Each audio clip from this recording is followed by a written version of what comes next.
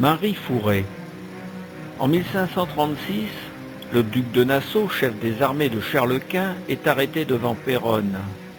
À la tête de 60 000 hommes, bourguignons, allemands et flamands, bien décidés à réduire ce colombier, il investit la ville et en fit le siège. Après 16 jours d'assauts infructueux, il décida d'entreprendre par surprise l'attaque de la porte de Paris, supposée peu défendue. Les assiégés portant leurs efforts au château et à la porte Saint-Nicolas. Le 25 août 1536, les attaquants munis d'échelles s'avancent silencieusement vers la porte de Paris et gagnent déjà les hauteurs des fortifications.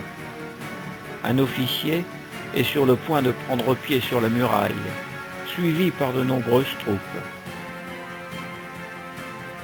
C'est là qu'intervient Marie Fourré.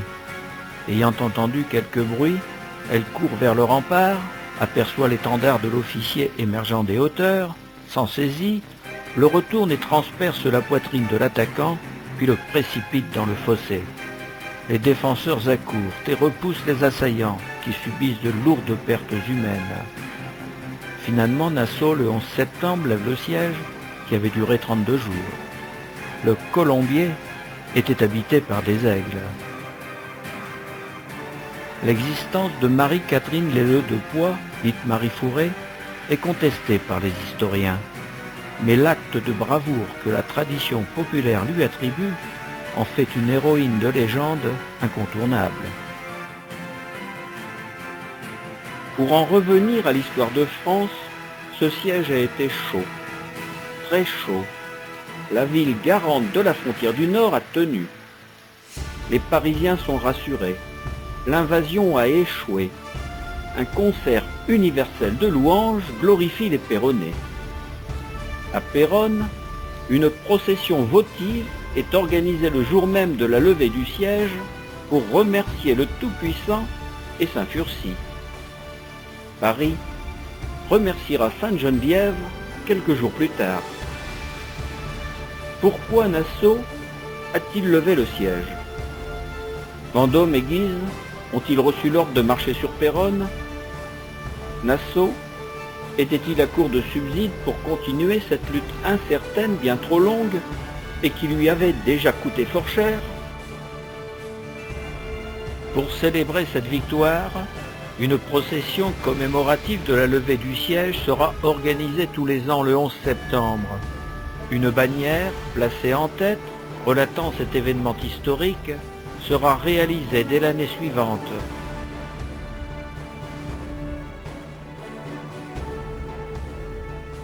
La bannière originale du siège de Péronne de 1536 a été réalisée très peu de temps après la victoire sur les impériaux pour figurer à la procession décrétée le jour même de la libération et qui se renouvellera tous les 11 septembre de manière immuable. Cette bannière de Péronne, le plus ancien document figuratif sur la ville, a été refaite en 1705 pour cause de vétusté.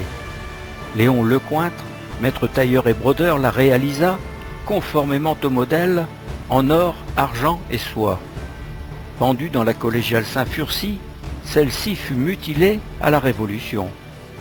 On la découpa pour y cacher Saint-Furcy, les blasons et tous les symboles de l'Ancien Régime. En 1807, vint l'idée de restaurer la bannière telle qu'elle était avant 1789. Mais on y renonça à cause de la dépense importante.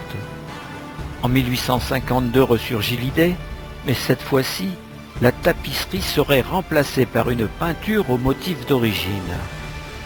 Sous l'expertise de messieurs du Sevels et Gauze, archéologues distingués, Auguste de Haussy et Edmond Dufour, peintres péronnais renommés, furent chargés de la réaliser.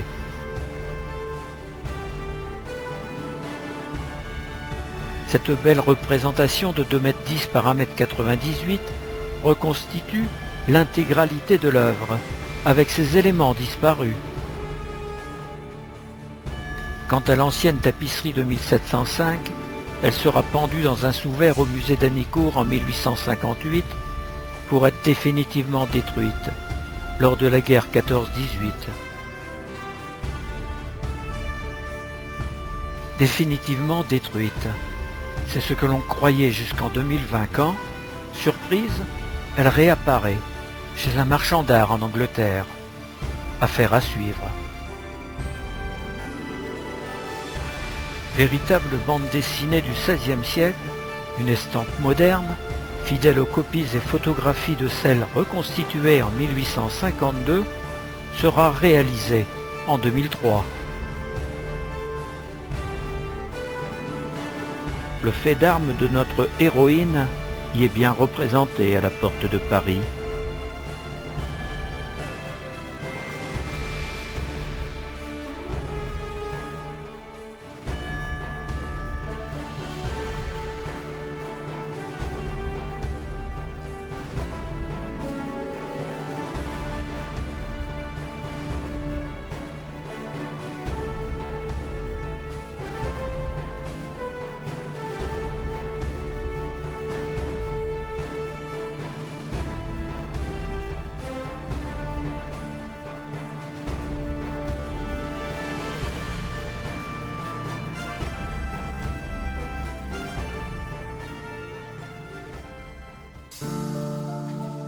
Pendant le siège de Bapaume, septembre 1641, Louis XIII et Richelieu viennent à Péronne. Le 11, ils participent avec tous les Péronnais à la procession commémorative du siège de Péronne de 1536. Dans un ordre de marche strict et codifié, clergé, corporations de métiers et populations défilent tous les ans à cette date de façon immuable. Le départ et l'arrivée se font à la collégiale Saint-Furcy. 5 stations au point névralgique du fameux siège, où retentissent chants religieux, tirs de canons et d'arquebuses ponctuent le parcours. La porte de Paris où se sont situés les exploits de notre Péronnaise sera le premier arrêt. De retour à la collégiale, prédication solennelle et grande messe clôturent les dévotions. La Révolution française mettra fin à ces pratiques plus que 2 fois centenaires.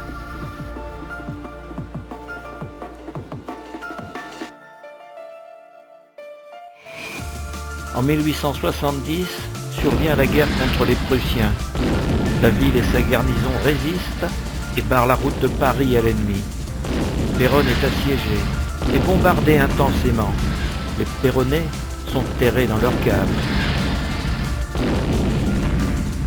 8000 obus plus tard, après un siège de 13 jours, la ville doit capituler le 9 janvier 1871. La cité est en feu et déplore 91 morts, dont 42 civils. 104 maisons sont totalement anéanties et beaucoup d'autres touchées ou incendiées. Le courage des Péronnais est exemplaire. La ville se relèvera de ses blessures. En France, amputée de l'Alsace et de la Lorraine, la revanche incitée par les politiques gagne les populations. Les manuels de l'école nouvellement obligatoires glorifient les hommes qui ont fait la grandeur de la France. Vercingétorix, Clovis, Jeanne d'Arc et beaucoup d'autres. La patrie se cherche des héros. Péronne redécouvre son héroïne, Marie Fourré. Elle aussi a combattu les Allemands, ceux du duc de Nassau. C'est décidé. Sa statue sera érigée dans la cité. La statue de Marie Fourré a été inaugurée le 25 juillet 1897, en grande pompe, par un parterre impressionnant d'autorités civiles et militaires, dont M. Jules Méline, président du Conseil des ministres. Elle est l'œuvre du sculpteur picard Athanase Fossé. Le bronze provient de la fonte d'un canon offert par le ministère de la Guerre. Symbole mythique de résistance à l'ennemi, c'est le premier acte de préparation psychologique de la revanche après la défaite de 1871. Le 25 juillet 1897, Madame Eugène Quentin présente son carton d'invitation qui lui réserve une chaise avec les autorités lors de l'inauguration de la statue de Marie Fourré. La ville est pavoisée. Les drapeaux flottent à tous les balcons. 2 immenses banderoles bleu-blanc-rouge tombent du campanile de l'hôtel de ville. Un gigantesque arc de triomphe théâtral trône devant l'entrée de la mairie.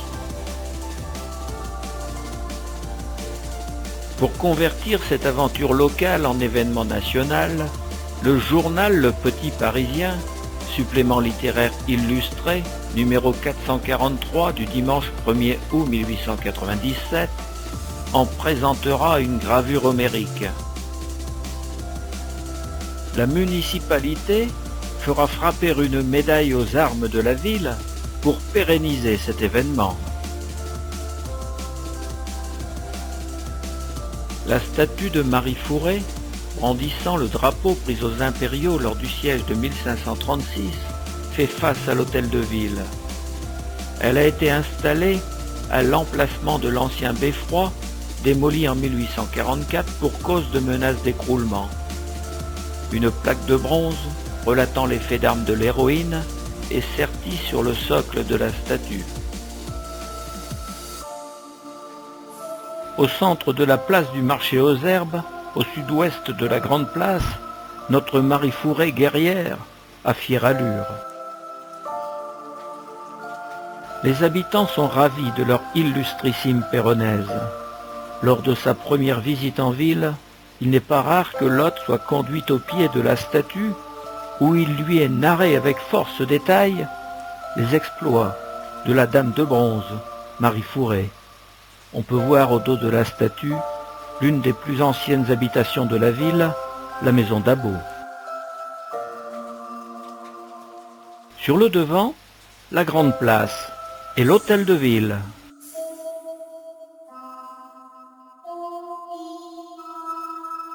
Depuis l'inauguration de sa statue en 1897, une fête en l'honneur de Marie Fourré est célébrée chaque année. En 1903, la fête a lieu le 24 février. Annoncée par des salves d'artillerie, les différents cortèges, historiques, civils et religieux, se rejoignent devant la statue de l'héroïne pour commémorer les exploits de notre vaillante péronnaise. En passant sur la grande place, les fifres et les tambours du cortège historique nous enchantent de leur musique aigrelette.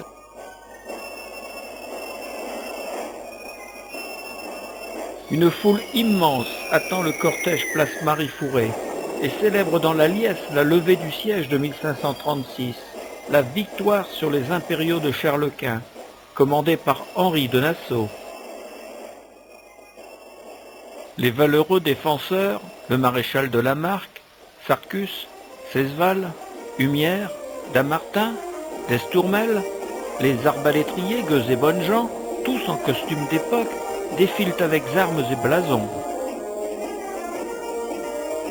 Saint-Furcy, sur un char tiré par des bœufs blancs, précédé des chanoines, bénit la procession et remercie le Tout-Puissant. Marie Fourré, l'héroïne du siège et la reine de la cérémonie.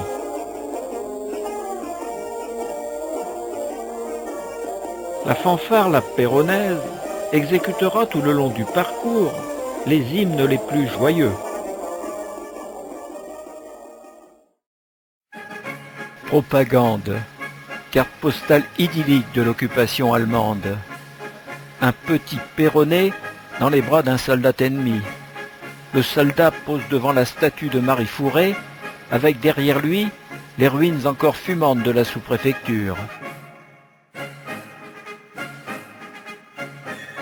Bon gré, mal gré, l'occupation est réalité, et il faut s'y soumettre.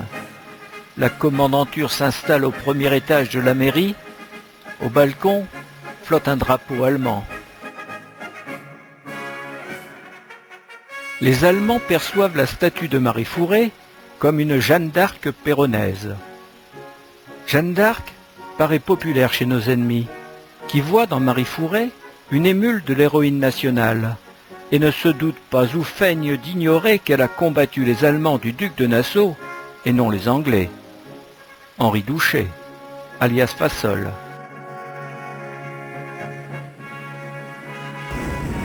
Juillet 1916, C'est le début de la bataille de la Somme. Les obus alliés pleuvent sur la ville. L'ordre d'évacuation tombe le 16. Les derniers Péronnais la quitteront le 22. Les Allemands sont dorénavant seuls dans la cité.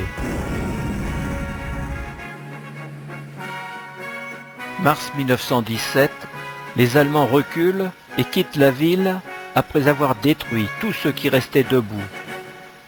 Les Anglais y entrent et invitent le président de la République française à visiter la ville libérée.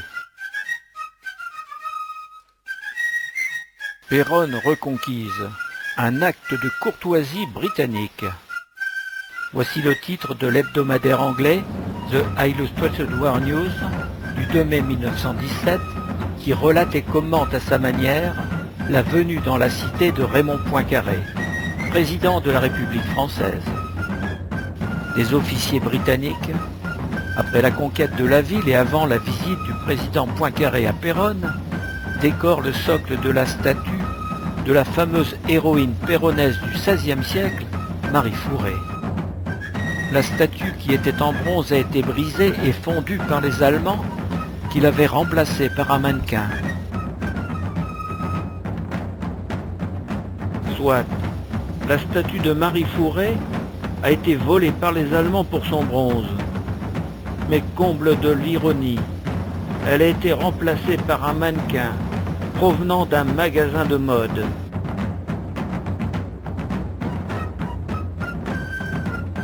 Déboulonnée, la statue entière de Marie Fourré arrive au musée des Beaux-Arts de Valenciennes le 17 octobre 1916. La raison officielle étant de la prémunir des bombes anglaises. La guerre s'éternisant, en 1918, les 700 kilos de bronze seront brisés pour être transportés facilement en Allemagne. 2 employés français du musée subtilisent la main soutenant le drapeau et l'enfouissent pour la cacher. D'après les archives du musée, ces débris auraient été restitués à la ville après-guerre. Mais à Péronne, il n'existe aucune trace du retour de la main au drapeau, ni du bas-relief, lui aussi dissimulé. Le mystère reste entier. Communication de la ville, parue dans le Courrier Picard en 2005.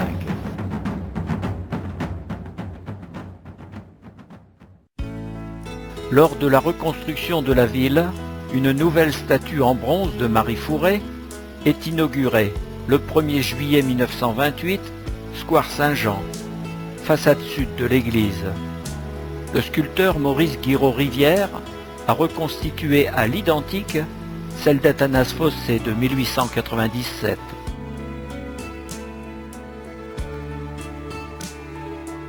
Le socle maculé d'affiches réclames, déjà installé sur le chariot, sera démonté et remonté par la maison Beauboeuf, le transport étant assuré par l'entreprise Frémerie, toutes les deux de Péronne.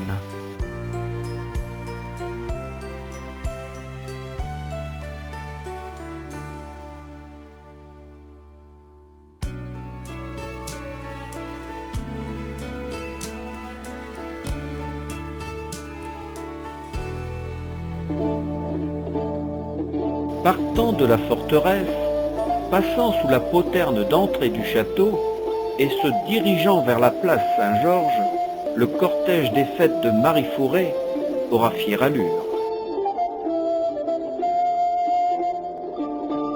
Sous la bienveillance du maire M. Louis Daudré, une fête de Marie Fourré est décidée pour les 4 et 5 juillet 1936.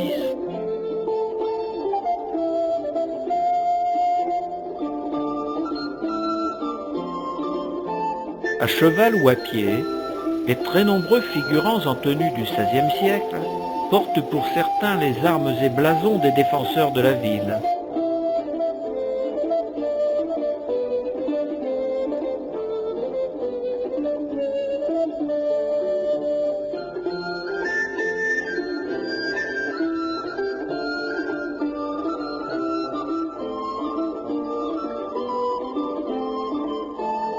La fête est un fantastique succès. Plus de 10 000 personnes se déplaceront pour assister au défilé. On en parle encore aujourd'hui.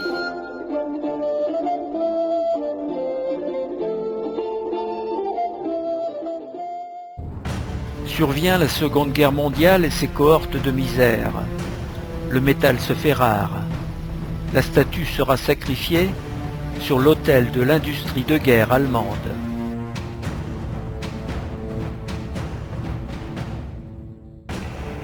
Lors de la réunion du conseil municipal du 19 novembre 1941, le maire informe les conseillers du courrier qu'il a reçu du préfet, lui demandant, au titre de la réquisition des métaux non ferreux, l'enlèvement de la statue de Marie Fourré, ajoutant qu'un moulage pourra être effectué aux frais de l'État si la ville le demandait rapidement.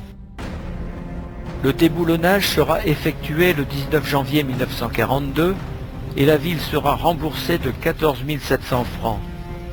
L'empreinte en plate effectuée à Abbeville et les frais de manutention pour cette opération coûteront à l'État 28 000 francs, ce qui est plus cher que la statue elle-même. Contrairement à ce que pensent la plupart des Péronnais, c'est bien l'État français qui a ordonné l'enlèvement de la statue de Marie Fourré, et qui Savary ajoute: disons néanmoins que, destinés à l'industrie française, ces statues et monuments en alliage cuivreux étaient fondus pour les besoins de l'armée allemande, ce qui revient au même. Qu'a-t-on fait du moulage de la statue de Marie Fourré? Qu'est-il devenu après-guerre? Personnellement, petit, je l'ai entrevu au château, et peut-être aussi dans le hangar d'aviation de Flamicourt, le bras cassé. Où est-il passé depuis? Probablement détruit dans l'ignorance du patrimoine à transmettre. 54 ans après son dernier enlèvement, Marie Fourré revient. Le courrier Picard du 10 juillet 1996 commente le retour de la nouvelle statue, maintenant en pierre. Née sous le ciseau du sculpteur Michel Bonan, elle sera installée et inaugurée le 14 juillet 1996 dans le square nord de l'église, qui portera dorénavant le nom de notre vaillante péronnaise. Notre nouvelle statue n'a nulle allure guerrière. Le fait d'armes et la revanche ne sont plus de saison. Mais ses rondeurs, son glamour, sa féminité à peine voilée évoquent une starlette de télé-réalité, héroïne frivole des temps superficiels. Pourquoi notre nouvelle Marie-Catherine Leleu de Poix, dite Marie Fourré, cache-t-elle maintenant la lance de l'étendard qu'elle a prise aux impériaux sous son drapé de robe? Mais au fait, celle de 1536 a-t-elle vraiment existé?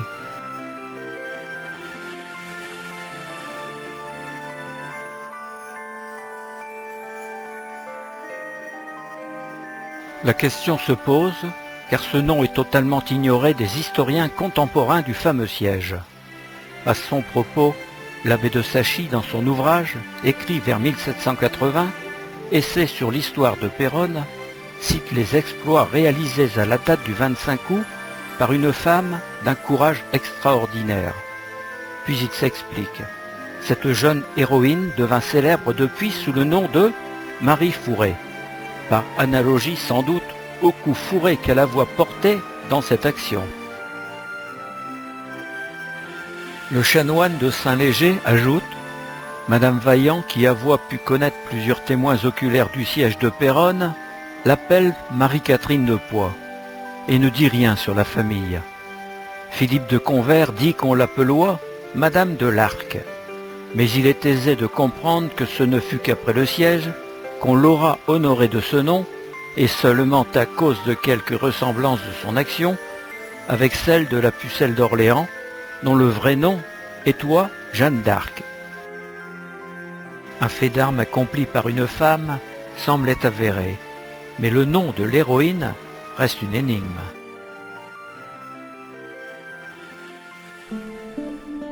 L'année précédant le fameux siège, Francesco Canova da Milano, le plus grand compositeur et luthiste italien de l'époque, arrange une tablature intitulée « Pourquoi allez-vous Solette ?» interprétée au luth, vous l'entendez actuellement. La chanson aux paroles énigmatiques citant nommément Péronne intrigue le luthiste Roger Traversac, qui bien vite sera en relation avec Alain Barbier, féru d'histoire locale péronnaise. Au cours de leurs échanges, les surprises s'enchaînent. Le verbiage mystérieux du texte aiguise les recherches. N'y aurait-il pas, comme c'était la mode lors de la Renaissance, un message codé dans une anagramme, suggère Roger Traversac. Bingo, l'enquête progresse et éclaire de nouveaux horizons. À l'aide de ces nouvelles données décryptées, Alain Barbier ouvre la boîte de Pandore aux questions laissées sans réponse par ses éminents prédécesseurs historiens locaux. De nouveaux tiroirs s'ouvrent et c'est tout un pan de l'histoire de la ville qui est élucidé. Alain Barbier et Roger Traversac décident en 2023 de publier le fruit de leurs recherches sous le titre « Péronne 1536 ». L'héroïne et l'hérétique, éléments inédits sur Marie Fourré. Nous ne dévoilerons pas l'enquête policière ni les éléments nouveaux découverts. Ils sont gravés dans cet ouvrage que je vous invite à lire. Seule la confirmation de l'existence de Marie Fourré et son vrai nom seront dévoilés ici. Le colcaise, vieux de presque 500 ans, est résolu. Marie Fourré a bien existé, et son nom de naissance était Françoise de Suzanne.